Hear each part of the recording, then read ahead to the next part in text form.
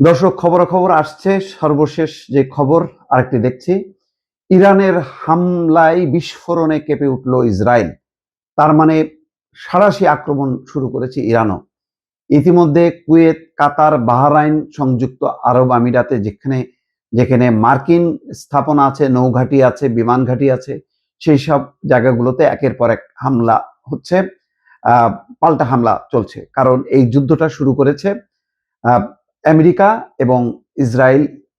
তারা যৌথভাবে করেছে এবং কয়েকদিন থেকেই কিন্তু তারা একদিকে আলোচনা, সামনে আলোচনা, কিন্তু নেপথ্যে তারা এই কারসাজিগুলি করছিল।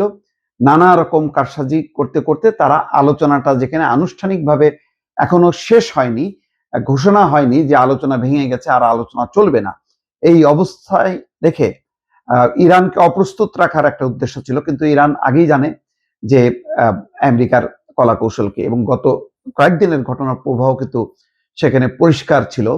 যে কারণ ইরান থেকে যুক্তরাজ্যের কর্মকর্তারা চলে গেছে, ইসরায়েল থেকে মার্কিন কর্মকর্তারা চলে গেছে, বা সাধারণ নাগরিকরাও চলে গেছে। এখন যেটা চলছে, পুরো মধ্যপ্রাচ্যে কিন্তু যুদ্ধটা ছড়িয়ে গেল। যেখানে যেখানে মার্কিন স্থাপনা আছে সেখানে যুদ্ধ চলছে। এই যুদ্ধের পরিণতি কোথায় শেষ হবে কেউ জানে না।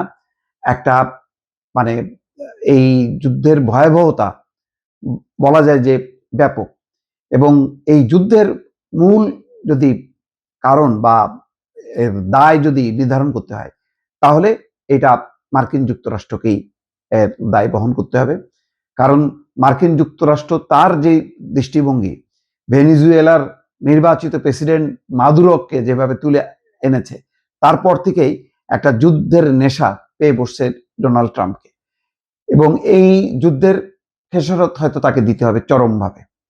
কারণ আমেরিকা যদি মনে করে থাকে যে তারাই শুধু খেলবে, সারা তাদের সামরিক শক্তি, তাদের অর্থ শক্তি দিয়ে অন্যদেরকে দমন করবে, সেই চেষ্টা তারা বহুকাল করেছে আগেও।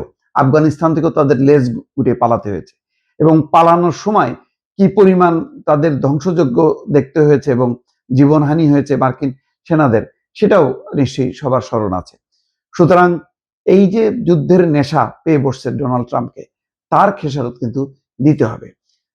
ইরানের বারবার তাদের বক্তব্য যে আমরা আলোচনা চাই, আলোচনা চাই, কিন্তু ট্রাম্পের এ হচ্ছে হুমকি যে 15 দিনের মধ্যে, 10 দিনের মধ্যে আলোচনা শেষ করতে হবে, না হলে হামলা হবে। অর্থাৎ তার মতন করে সে বিশ্বকে সাজাতে চায়। এই যে দাম্ভিকতা, এই যে একটা আহ স্বৈরাচারী মনোভাব, এই মনোভাবের আজকে বহিঃপ্রকাশ ঘটলো। পুরো মধ্যপ্রাচ্য জুড়ে একটা যুদ্ধ টালমাটাল অবস্থা। মধ্যপ্রাচ্যের অন্যান্য দেশগুলো যদি এখন নিশ্চুপ থাকে, তাহলে তারাও কোণঠাসা হবে। আর যদি ইরান পরাস্ত হয়, পুরো মধ্যপ্রাচ্যের সমস্ত দেশগুলো কিন্তু পদানত হবে। সুতরাং এখন অন্যান্য দেশগুলো কি করবে, তাদের পদক্ষেপ কি হবে, এখন নিশ্চয়ই সেগুলো দেখার বিষয়। দর্শক।